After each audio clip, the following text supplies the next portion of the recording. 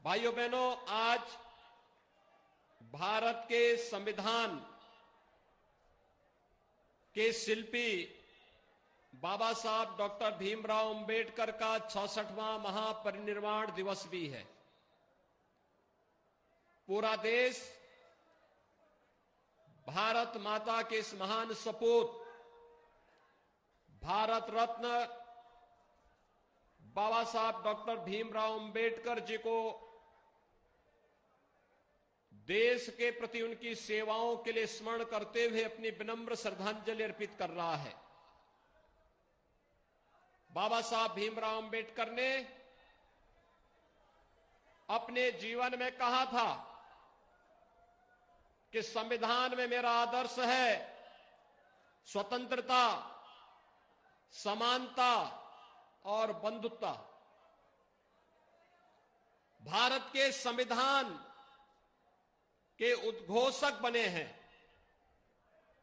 और यही कारण है कि सम विषम परिस्थितियों में भारत के संविधान ने उत्तर से लेकर के दक्षिण तक, पूरब से पश्चिम तक पूरे भारत को एकता के सूत्र में पिरोने का कार्य किया और प्रधानमंत्री मोदी जी के नेतृत्व में आज यही भारत एक भारत श्रेष्ठ भारत की परिकल्पना को साकार कर रहा है। भाइयों बहनों, कुछ लोगों ने बाबा साहब भीमराव अंबेडकर के नाम पे राजनीति तो की, लेकिन बाबा साहब भीमराव अंबेडकर के नाम पर राजनीति करने वाले लोगों ने जब भी दलितों और गरीबों की बात होती थी, उन पर अत्याचार होते थे, मौन साध लेते थे।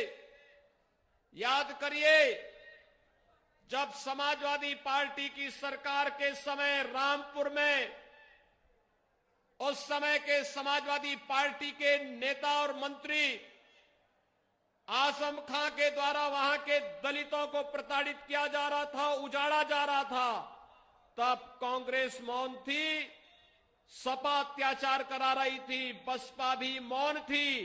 तब केवल और केवल भारतीय जनता पार्टी आंदोलन कर रही थी, क्योंकि वहां पर गरीबों और दलितों को उजाड़ करके उस समय सत्ताधारी दल का एक मंत्री सत्ता के संरक्षण में अराजकता पैदा कर रहा था, लेकिन ये हमें स्वीकार्य नहीं था। उस अत्याचार के खिलाफ हम लड़ रहे थे।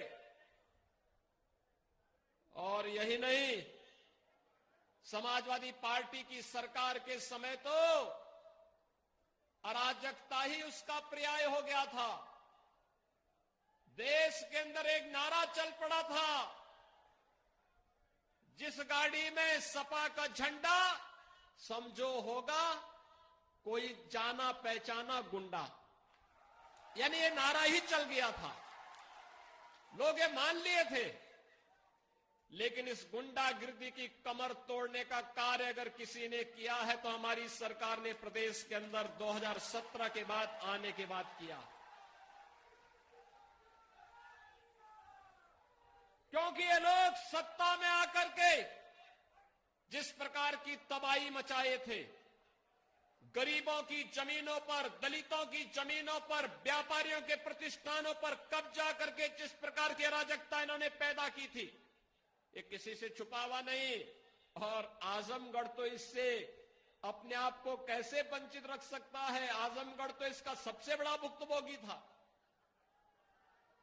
आजमगढ़ के नौजवान आजमगढ़ के बाहर जाते थे, पहचान का संकट खड़ा हो गया था। कोई धर्मशाला में कमरा नहीं देता था, होटल में आजमगढ़ का नाम लेते ही लोग कह देते भैया यहां कमरा नहीं, रूम खाली नहीं। भाइयों बहनों, ये पहचान का संकट किसने खड़ा किया था? ये पहचान का संकट उन्हीं लोगों ने किया था जिन लोगों ने कोरोना कालखंड में आजमगढ़ के लोगों को लावारिस छोड़ दिया। आपने देखा होगा कोरोना कालखंड में प्रधानमंत्री मोदी जी पूरे देश में जनता की हालचाल ले रहे थे। मैं उत्तर प्रदेश के प्रत्येक जनपद में जा रहा था। आजमगढ़ में भी 3 बार मैं कोरोना के दौरान आया था देखभाल करने के लिए कि यहां मेडिकल कॉलेज, हॉस्पिटल में उपचार की व्यवस्था है या नहीं है। हमारे भारतीय जनता पार्टी के सांसद और विधायक हालचाल ले रहे थे, पदाधिकारी सेवा के कार्य से जुटे हुए थे। लेकिन आजमगढ़ के सांसद नदारद थे, वे गायब थे, उनका कहीं पता ही नहीं था, उनका पता ही नहीं था। एक बार तो मैंने पूछा, भाई सभी सांसदों का हालचाल लिया जा रहा, वो है कहां? तो पता लगा कि इंग्लैंड गए हैं। दूसरी बार मालूम क्या कहां है, तो पता लगा ऑस्ट्रेलिया गए हैं। आजमगढ़ के लोगों ने ऑस्ट्रेलिया और इंग्लैंड जाने के लिए तो उन्हें नहीं चुना था। और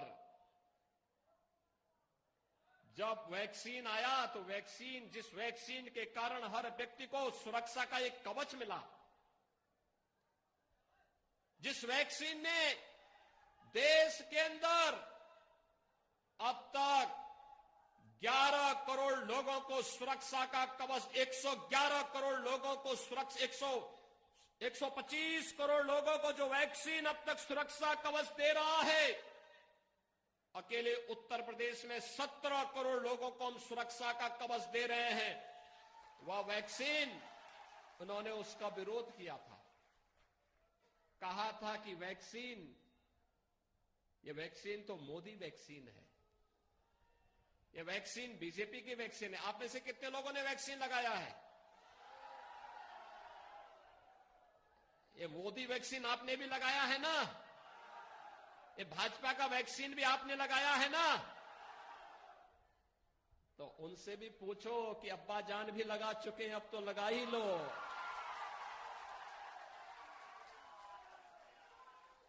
अब ये वैक्सीन लगा ही लेना चाहिए, क्योंकि एक नया वेरिएंट आ गया है कोरोना का। वैक्सीन लगा लोगे तो कुछ सच बोलने की आदत हो जाएगी, नहीं तो झूठ पे झूठ बोल करके, जैसे आजमगढ़ के लोगों को धोखा दे रहे थे, प्रदेश के लोगों को धोखा दे रहे थे। आजमगढ़ में मुलायम सिंह जी भी सांसद रहे, समाजवादी पार्टी की सरकार थी, तब भी विश्वविद्यालय नहीं आ पाया। आया विश्वविद्यालय, मिला। पूर्वांचल एक्सप्रेसवे भी नहीं बन पाया था, एयरपोर्ट भी नहीं बन पाया था, यानी ये सब काम सफाई में होने थे। आजमगढ़ विकास के लिए कहां था? आजमगढ़ में तो पेशेवर माफिया और अपराधियों को प्रश्रय देकर के उनको अपने कंधों में ढोते थे, अपने सिर में लेकर घूमते थे,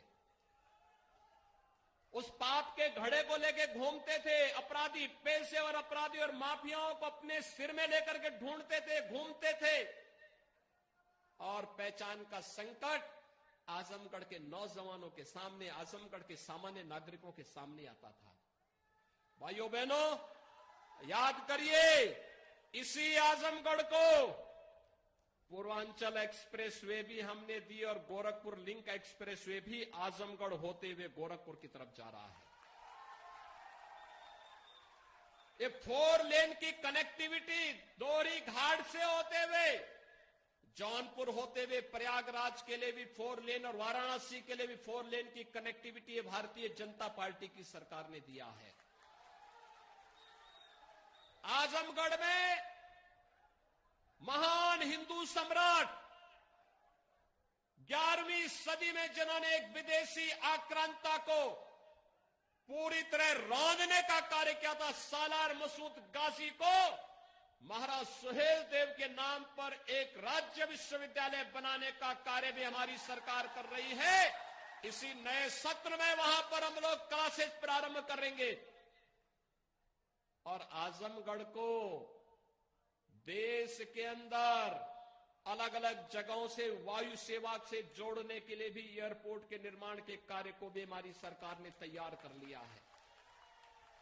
बहुत शीघ्र आजमगढ़ का एयरपोर्ट जब प्रारंभ होगा तो आजमगढ़ के जो लोग मुंबई में कार्य करते हैं, आजमगढ़ के जो लोग कोलकाता में कार्य करते हैं, दिल्ली में रहते हैं, 1 घंटे में मुंबई से आजमगढ़ आ जाएंगे, 1 घंटे में आजमगढ़ से मुंबई चले जाएंगे, दूरी कम हो जाएगी और हवाई चप्पल पहनने वाला भी हवाई जहाज की यात्रा कर पाएगा।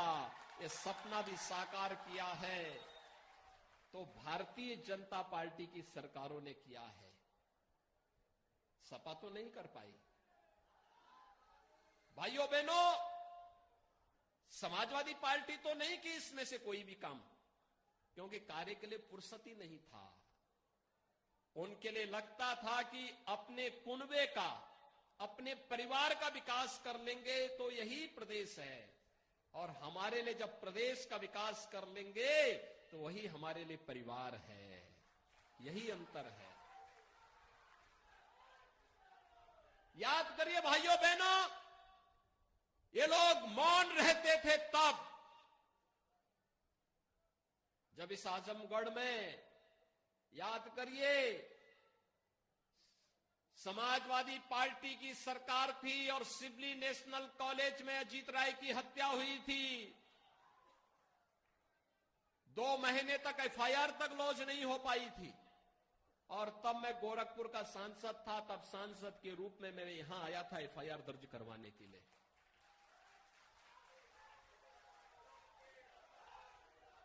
भाइयों बहनों, ये क्षेत्र जिसमें ऊर्जा है, प्रतिभा है, आजमगढ़ का नौजवान जो मुंबई गया, दिल्ली गया, कोलकाता गया, उसने समृद्धि की नई ऊंचाइयों में एक भय पैदा होता था कि न जाने किसके मकान पर कब्जा कर लें, किसके प्रतिष्ठान पर कब्जा कर लें। और इन्होंने तो समय की सरकारों के समय में,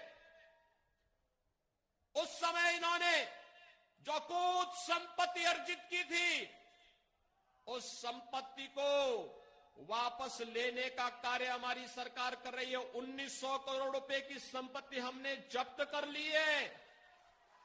लगभग इतने ही संपत्ति को जो अवैध तरीके से इन्होंने इमारतें बनाई थी, हमें लगा कि नहीं, यह अवैध है, सार्वजनिक संपत्ति पर बना है, वहां पर बुलडोजर चलाने का काम भी किया गया है।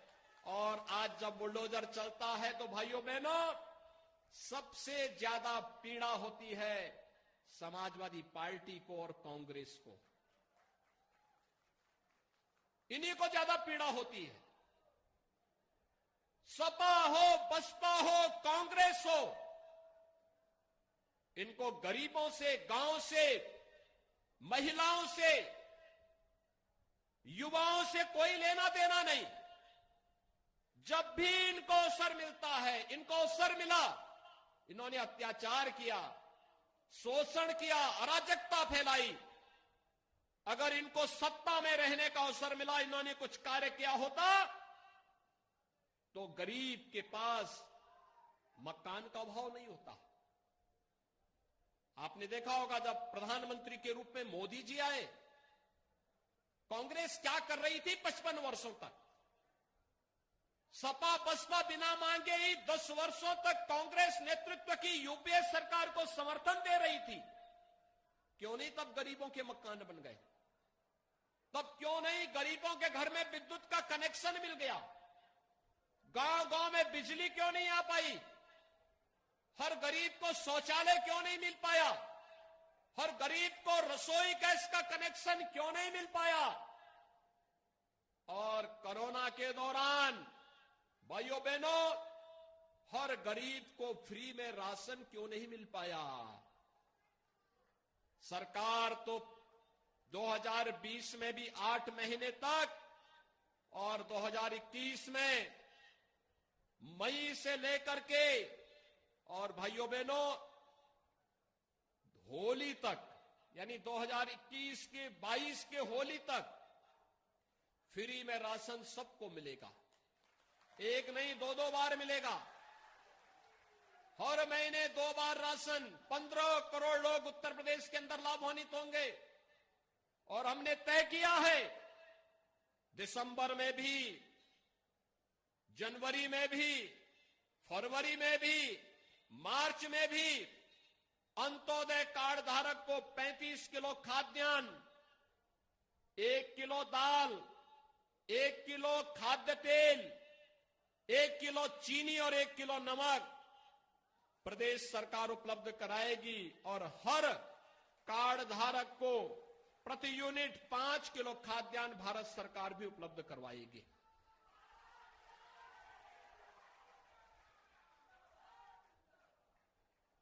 ये लगातार मिलेगा, हर एक व्यक्ति को मिलेगा। पहले खाद्यान्न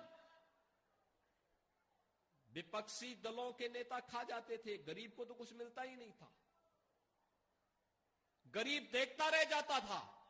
आज गरीब को खाद्यान्न देने का कार्य किया जा रहा है, मकान दिया जा रहा है।